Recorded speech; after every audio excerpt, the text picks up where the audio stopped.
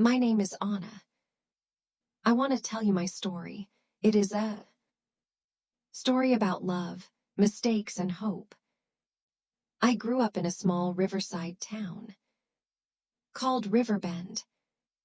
It was a quiet place with trees, small houses, and one school. My house was near the river. It was always quiet there, just like me. I was a shy child. I didn't talk much. I didn't laugh a lot. I didn't play with other children. My parents were very strict. My father was a school teacher and my mother stayed at home. They didn't like noise. They didn't like games. They said, "You must study. No friends, no play. No fun." I wanted to go outside. I wanted to run and laugh and play. But my parents said, "Stay in your room. Read your books." I didn't go to preschool. When I started school at age 6, I was very scared. So many kids. So much noise. I didn't know how to talk to them. I sat alone. I ate my lunch alone. I looked at the other kids and wished to play with them.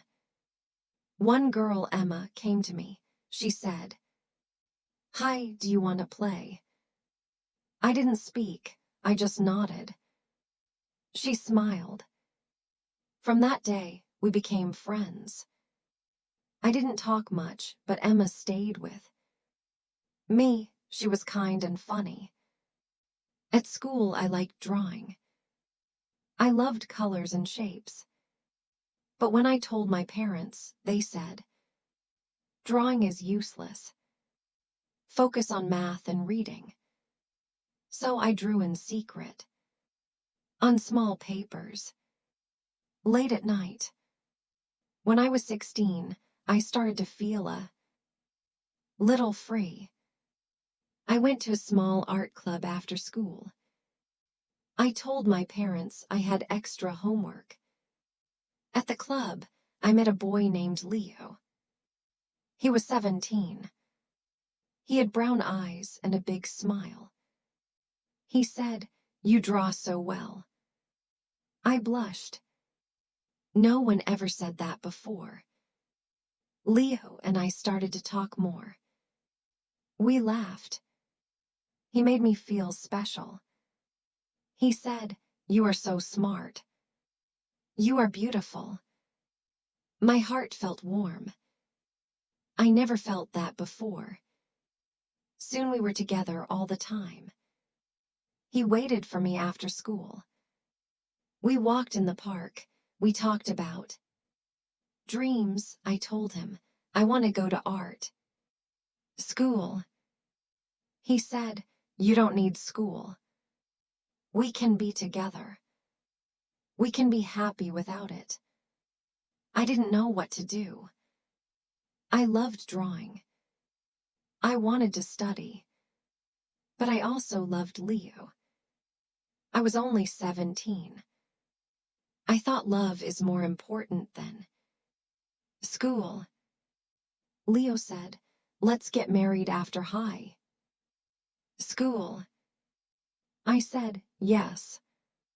My parents were not happy. They said, "You are too young." But I didn't listen. I thought Leo will take care of me. I will be safe. We got married after I turned 18. We moved to a small flat in a nearby town called Willow Bay. At first, everything was nice. Leo worked at a garage. I stayed home. I cooked. I cleaned. I waited for him to come home. After 1 year, we had a baby girl. Her name is Ella. She was so small with soft black hair and big eyes. I loved her from the first moment I saw her. But after Ella was born, Leo started to Chain. He said, you don't need to dress like that. He didn't like my clothes. He didn't like my haircut. He said, grow your hair. Stop looking like a child. I felt confused. I thought he loved me, but now he wanted me to chain. He also didn't like me meeting my old friends. He said, they don't understand you. You have a family now. Stay home. I listened. I stayed home. Then he started coming home late. He said I was with my friends, but I didn't know which friends.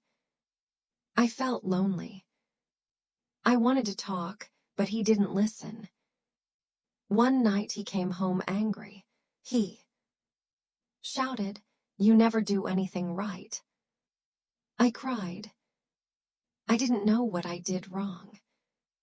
One day, he pushed me during an argument. I fell. I was not hurt badly, but I was shocked. I didn't believe it. Leo said sorry. Later, he bought flowers. He said it won't happen again. I believed him. I went to visit my parents. I told my mother, Leo hit me. She looked away. My father said, you are married. Go back to your husband. I felt cold inside. I was hopping for help, but they didn't give it. I went back to Leo. I told myself, things will get better.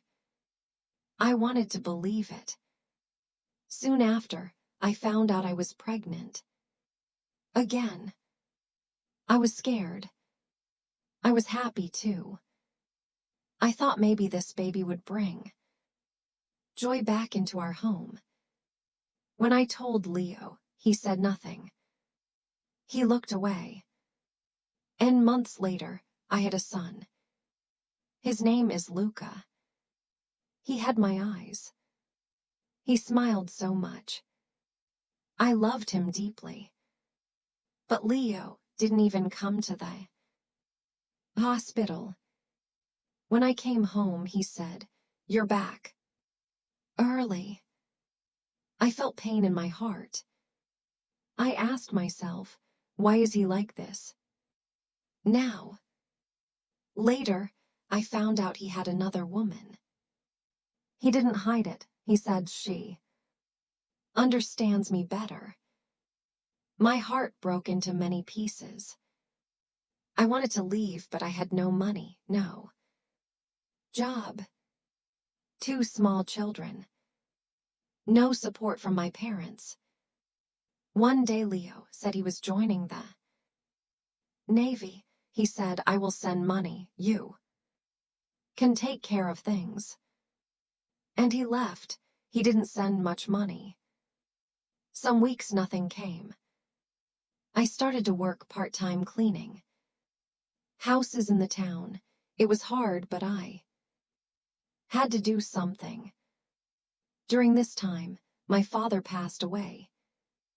My mother moved to live with my brother. In another city, I was alone. Leo called from the Navy after 3 months. He said, I found someone else. I'm happier now. I cried for hours. But then 3 months later, he called. Again. I made a mistake, he said. Please take me back. I still loved him. I remembered the good days. So I said, okay. He came back. We tried again. But he didn't change. He still used harsh words. He still controlled me. He still made me feel small. Now we had been married for 8 years. I was 26. I often looked in the mirror and asked, who am I now? But I didn't have the answer. Before I share the rest of my story, I want to ask you something. Where are you listening from? It gives me strength to know someone is hearing my words, someone who understands. Please tell me in the comments. I would really love to know. Days turned into weeks. Weeks turned into months. I was still with Leo, but I felt empty inside. I woke up early every day. I cooked breakfast. I cleaned the house. I looked after Ella and Luca. But I didn't smile much. I felt tired. I felt sad. My heart was heavy. Ella was 5 years old now. She liked to sing and draw. She always brought me her little pictures. Look, Mama, she said, it's us happy. I smiled and kissed her head, but inside, I felt broken. Luca was too. He liked to run around the house and play with his toy cars. He had a loud laugh. His laugh made me feel better, even on the hardest days. One morning, I was washing dishes when someone knocked on the door. I opened it. Slowly. It was a woman I had seen a few times in the building. She smiled and said, "Hi, I'm Sarah. Your neighbor. I made some tea. Would you like to come over?" I looked at the floor. I felt scared. What if Leo finds out? What if he gets angry? But I also felt lonely. I needed someone to talk to. So I said, "Okay. Just for a little while." At Sarah's home, I sat quietly at the kitchen table. She poured tea and said, "You look tired. Are you okay?" I didn't speak at first, but her eyes were kind. Slowly I said, "Life is hard." Sarah nodded. She said, "You're not alone. I'm here. If you ever need help, you can come to me."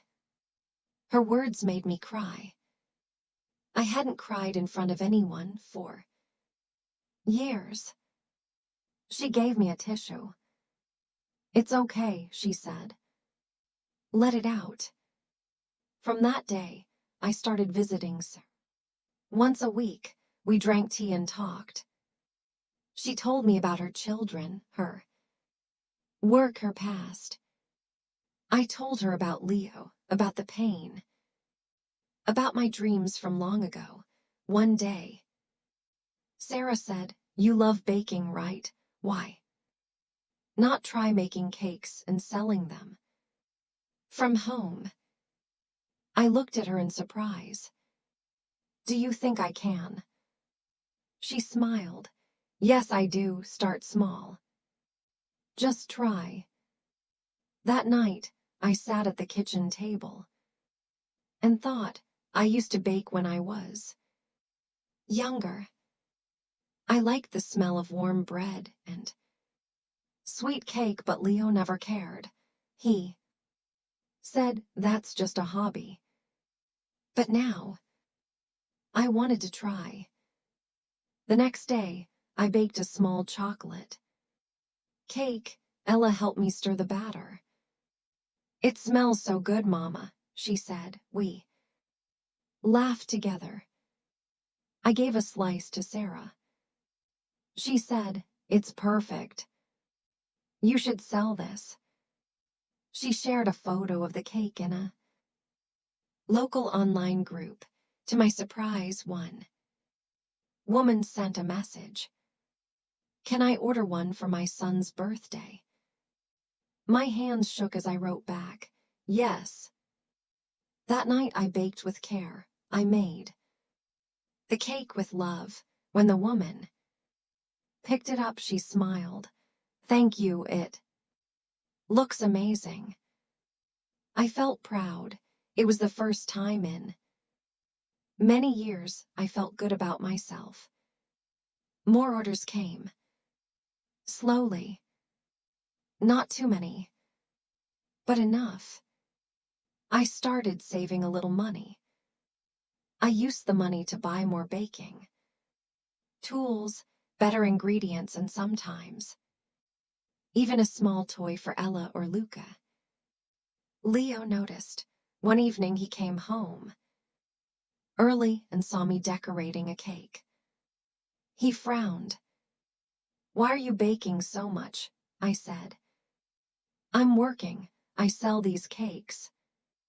He raised his voice. You don't need to work. I take care of this house. I looked at him. My voice was soft but firm.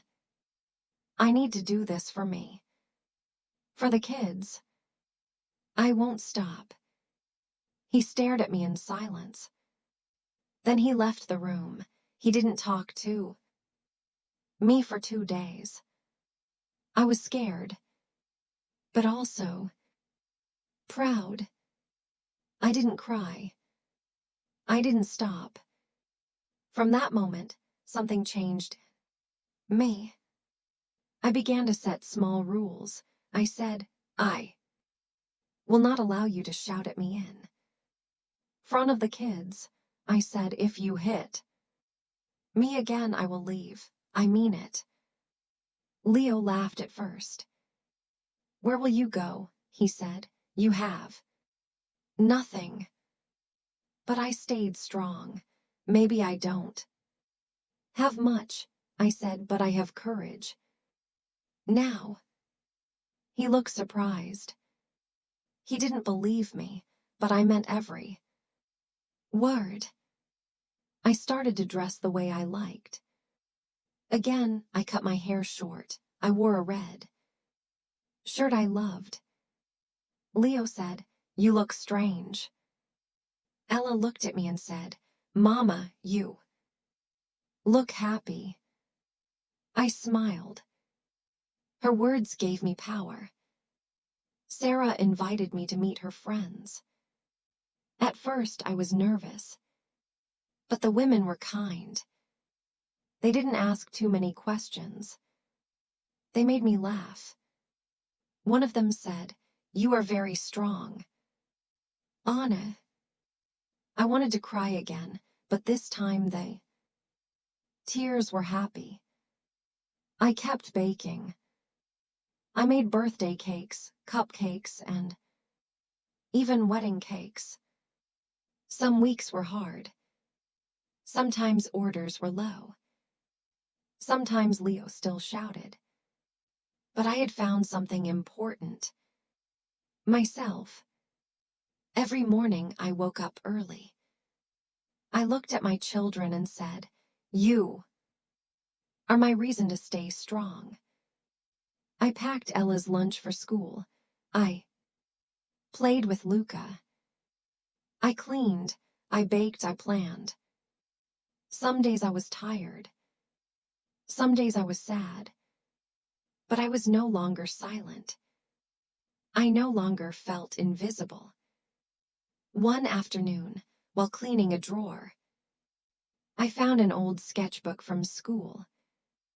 My drawings were still there, small. Birds, trees, faces, dreams. I smiled. I picked up a pencil and began to draw. Again. That night, I sat with Ella and Luca. Ella drew flowers. Luca scribbled with crayons. I felt peace in that moment. Leo still lived in the same house. He was still sometimes angry. But I had changed. I was not the scared girl I used to be.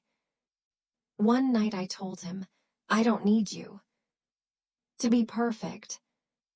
I just need you to respect me. He didn't answer, but he didn't shout either. I was learning to live my life, not for him, but for me and my children. And for the first time in many years, I believed maybe things could get better. It was a sunny morning in Riverbend. Birds were singing outside my window. Ella was getting ready for school, and Luca was playing with his cars on the floor. I stood in the kitchen, holding a cup of tea, watching the light come in. I felt different these days. Stronger. Braver. Not because everything was perfect, but because I was no longer afraid.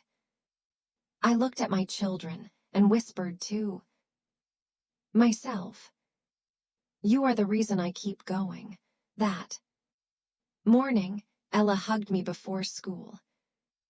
"Mama," she said, "when I grow up I want to be like you. You make people happy with your cakes. You are strong." Her words touched my heart. I smiled and kissed her forehead. "You can be anything you want, my love." After she left, I sat with Luca and played for a while. His laugh filled the room. Then I started baking. I had 3 cake orders that day. Life was busy now, but I liked it. Later in the afternoon, Sarah came by. She brought flowers from her garden. "Just for you," she said with a smile. "You look happy these days." "I'm trying," I said. "Some days are still hard, but I feel more like myself now." Sarah nodded. "You are doing amazing. And remember, you are never alone." Her words stayed with me all evening. That night, Leo came home late. He didn't say hello. He just sat in the living room and turned on the TV. I asked him, "Did you eat?" He didn't answer. I felt a little sad, but not broken. After the kids went asleep, I sat down near him. "Leo," I said, "we need to talk." He looked at me, surprised. "I don't want to fight," I said, "but I want peace. If you want to stay in this house, things must change. You can't hurt me with your words anymore. You must respect me." He didn't speak for a minute. Then he said, "You've changed." "Yes," I said. "I had to. I was tired of being small. I was tired of crying." He looked down. He didn't say sorry. But he didn't get angry either. I stood up and said, "I hope you will change too. For yourself. And for the kids." Then I walked away. That night I didn't cry. The next day, I opened a notebook. I wrote down a list. At the top I wrote my dreams.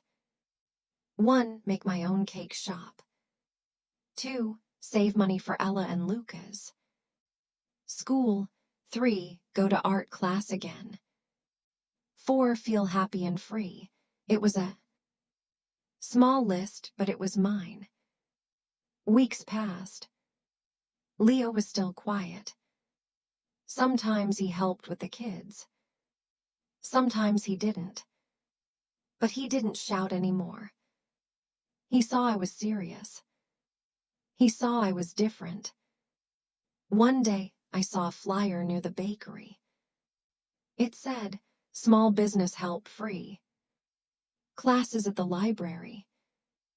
I took a photo and showed it to Sarah as she said, "You should go." I was nervous. But I don't know much about business. "You know cakes, that's enough to start." She said, so every Thursday I went too. The library.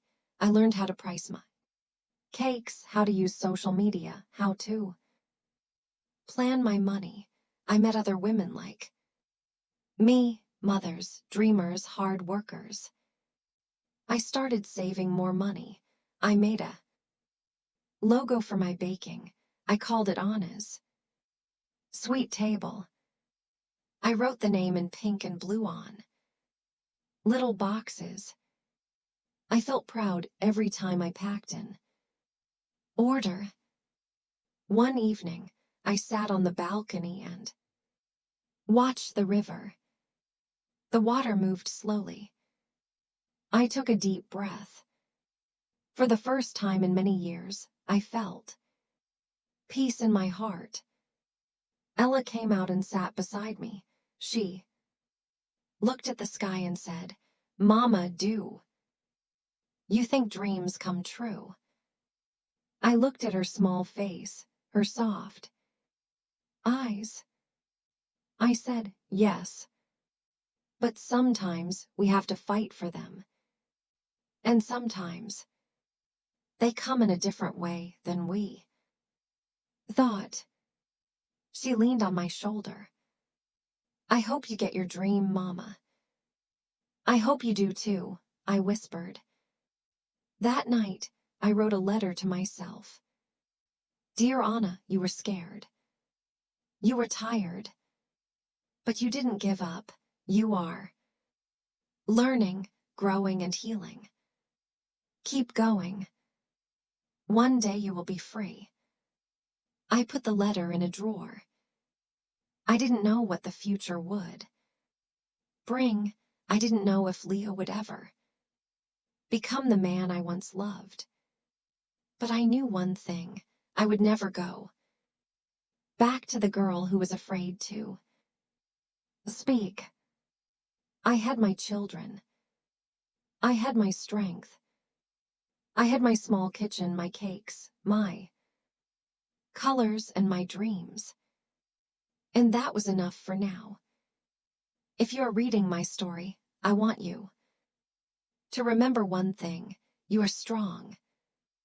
You can survive hard times. Even in the darkest days, you can find a small light. Don't give up on yourself. You are not alone. If this story touched your heart, don't forget to like, comment, and share. More emotional and inspiring stories are coming soon.